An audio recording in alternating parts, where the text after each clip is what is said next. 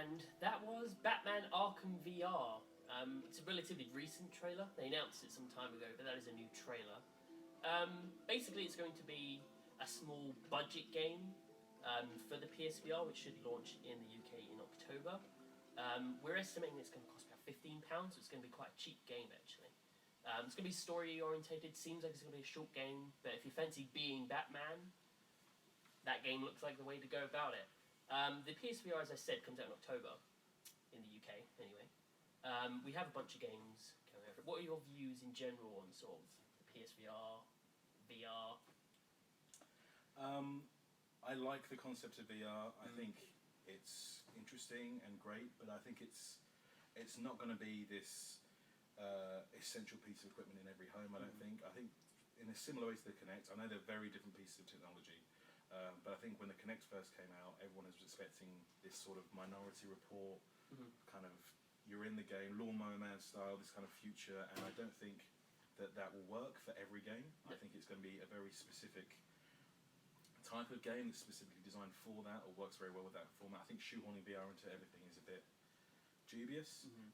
As for kind of Batman Arkham VR, I don't know. I'm torn. It just looks like a bit of a tech demo, if I'm honest. It basically is. I mean, a lot of the launch titles for the PSVR kind of look like that.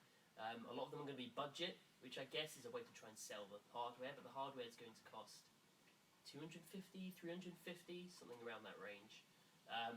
So for someone that's already bought a console for £250, £350, it's quite an ask. It's quite a big ask. However, I do think it has one up from the Oculus Rift, because with the Oculus Rift you need to buy a very expensive, up-to-date PC.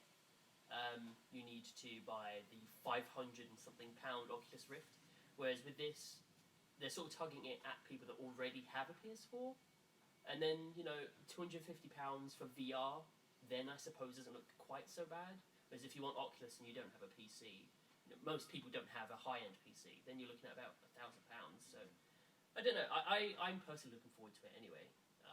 I don't know how popular they're going to be, PSVR games, but it would just be interesting. Yeah, I think we're probably a generation away from it really being something that is accessible to everyone, that everyone could be interested in. It took at least a generation for the Kinect to really get even reasonably kind of receptive and technically, you know, proficient. Yeah, I mean, we'll see how it goes. As for Batman, as you can clearly see, I'm a bit of a Batman fan, and I've played all the Arkham games, and this feels like something that you would queue up in a theme park for. I agree, yeah. It's that sort of like... It doesn't feel like a game, like it doesn't feel like a full-fledged game, which it isn't trying to be, I suppose.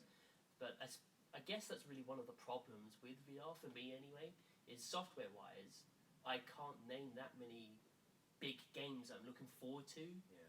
They just all seem to be, look what you can do with VR. We know what we can do with VR. We've seen it. We've seen it for a couple of years now. We want a good game, as opposed to just tech demos. But anyway, the PSVR comes out in October in the UK, and if you do happen to have a really good PC, the Oculus Rift actually releases in the UK next month, which will be at retail stores, so it won't be impossible to find this time. Moving on, I believe we have another game set up. Yes, so this is another game that I reviewed. It's called Super Hot. It's a first-person shooter. And Ryan is going to be trying it out for the very first time, because I'm that sort of guy. Considerate. Yeah, considerate, conscientious, and willing to just throw you in at the deep end, live in front of... That's billions. I'm billions. Look at billions of people are watching this. So if you haven't tried to enter our competition yet to win the £25 game gift voucher, please do, because like I say, there are billions of people potentially in the running. Yeah. More people are watching this than the Olympics right now. I know, Fact. I know. Fact of the day. There might be more facts of the day later. Exactly. Stay tuned for those. Stay tuned for facts of the day. Yeah, those are going to be nuggets to treasure. Yeah. Let's jump into Super Hot. Let me just loiter around here. So yes, I really personally enjoyed this game. I thought, again, really sort of high concept, and just graphically looks a really unique look about it. So just a bit of intro. The tagline for the game, which explains everything about it, is time only moves when you move. So when you first kind of spawn into a level, you'll see everything essentially looks frozen around you.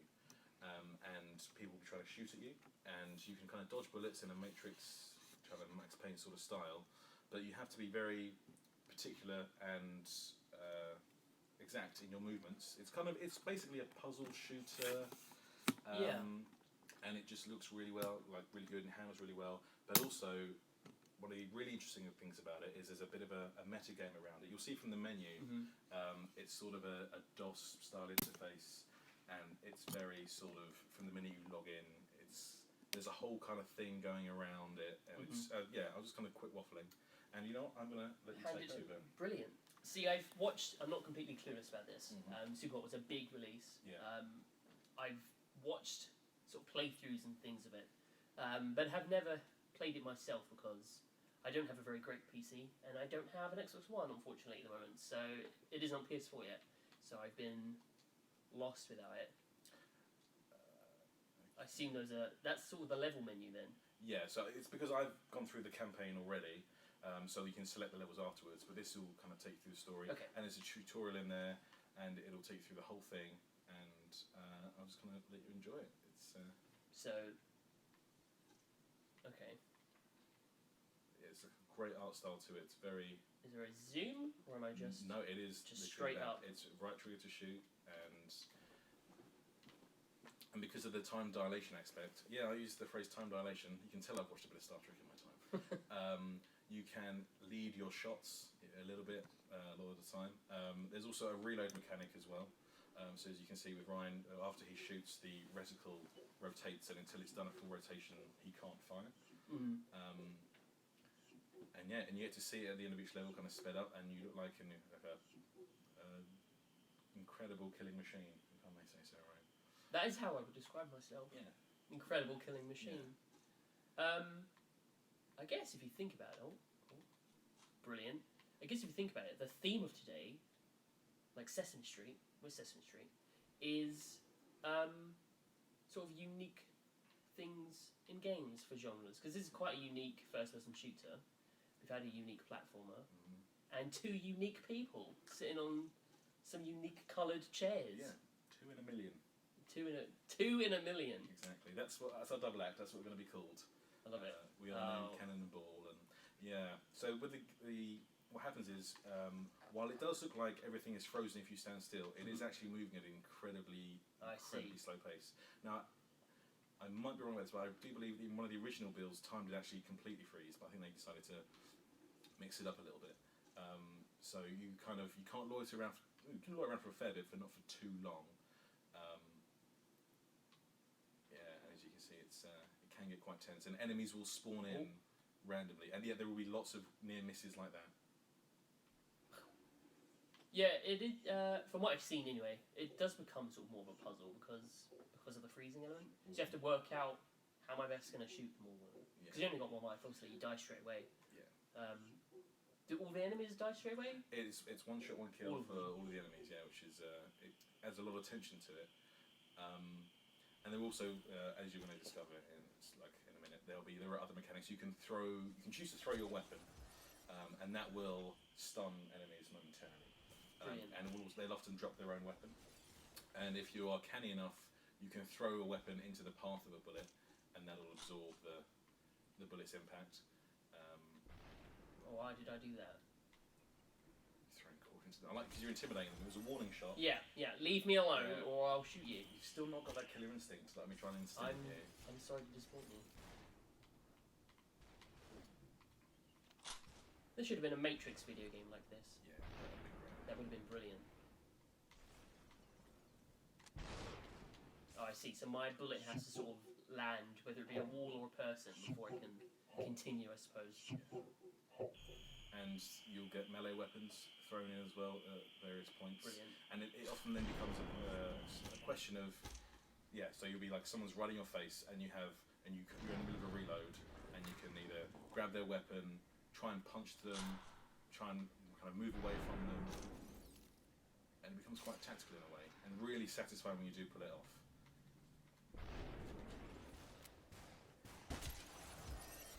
I tried to speed it, and it was the wrong decision. Yeah, a friend of mine tried, when he first played this, did try to play it like a regular first-person shooter, and succeeded a little bit, but eventually things got a bit tougher. He realised that it was very sort of meticulous and very deliberate.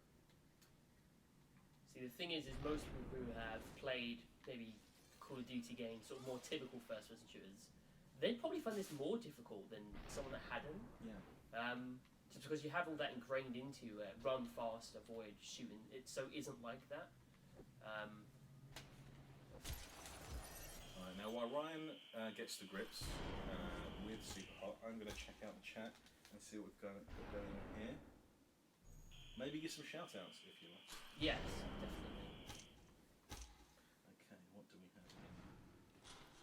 Okay, Clark Kent 901 says, does anyone else think that the copier in the background looks a bit like a robot? Well, I do. the truth is, Michael Bay did actually contact us and ask us if he could use our photocopier as a prototype in the new Transformers movie. And we told him no. No. No, you can't have it. You know, integrity means a lot to us. Yeah, and we're not that into the Transformers movies. So we're like, no, thank you, The sir. second one was especially dire, but there you go. What else do we have here? Oh, Clark at 901 also appreciates facial hair, which is awesome. Thank you, buddy. I'm sorry. Yeah, you will be. I am. Okay. Yeah, and if you've played this, see if some of you have. Oh, good. They'll know how terribly I'm doing then.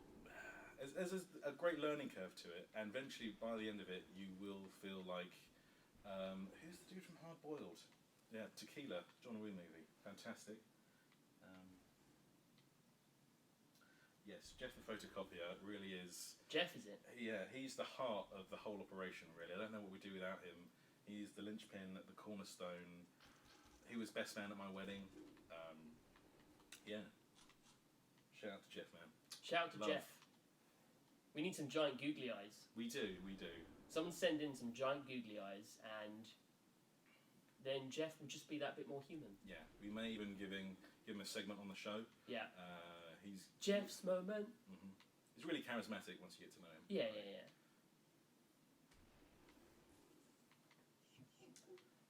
Kernow 1988. He has played the game. This is really good. Yeah, I think it got really good reception from critics and fans alike. And this is what I think we need in gaming nowadays, is kind of original concepts. Personally, like, as I've gotten older, my gaming time has got a bit more.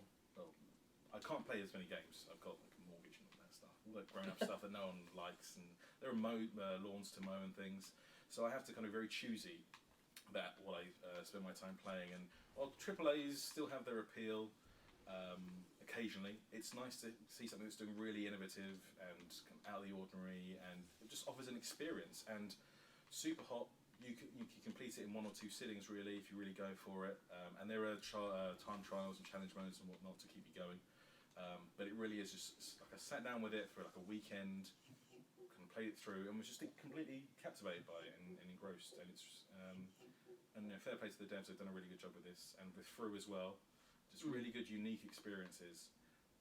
Not that there's anything wrong with AAA, of course. No, it's good to have a mix of things, isn't it? Because I've been into indie games for years, but then Doom is one of my favourite games of the year. But then so is Firewatch. This is the meta bit, then, I guess. Yes. So, in essence, and by the way, if you have not yet played Superhot, and would Spoilers. there are going to be spoilers potentially. It's just of what to expect. Look away now. I like this bit. I'm having to tap the buttons to type. It felt good. You're essentially playing someone who is playing Superhot.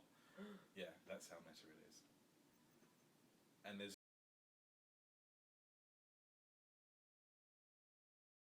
piracy and game development and things like that. And it also harks back to a very kind of classic era of gaming, when people would kind of talk in chat rooms like this, and people would crack games and shareware and that sort of stuff. So do I click this now? This is. Whoa. You are a slave to the system, my friend. Okay. You are in the grid. You are the grid.